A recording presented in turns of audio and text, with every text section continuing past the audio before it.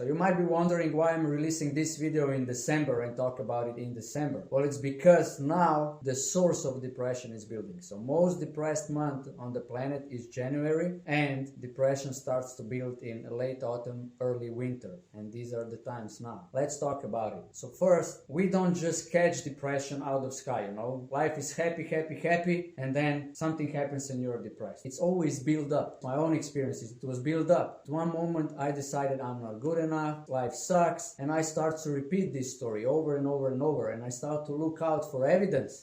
That happened, yeah, life really sucks. You know, why bother? Why do anything I do? It all doesn't make sense. I don't have enough power anyway. I cannot change anything anyway. It's a classic disempowered victim mentality. What I would request and how I dealt with it is that I change the story that I was telling to myself. I ask myself, okay, cool, I'm here, I'm alive, so do I want to get the best out of it, or do I want to keep on being depressed? The first thing I resolve for myself is that I am not being depressed, but I have depression. So just say it, I am depressed or I have depression. And look how that looks for you. When I say I am depressed and I have depression, it's totally different space. I am depressed, you're in a prison and you cannot be anything else. And I have depression, oh, I have it, but I don't need to have it. I don't need to go with it. It can be there, but doesn't need to run my life. But what do you really have? Do you have depression or do you have a feeling of depression? So all these questions are good to be answered, to be looked into, but I would ask you the main question. If you watch my videos, you will catch this question a lot. What is the most respectful way of living life towards your ancestors, towards your parents, your siblings, your future family, your friends? Ask yourself, would you want to interact rather with a depressed person or a respectful person? And don't tell me these two goes together, because they don't.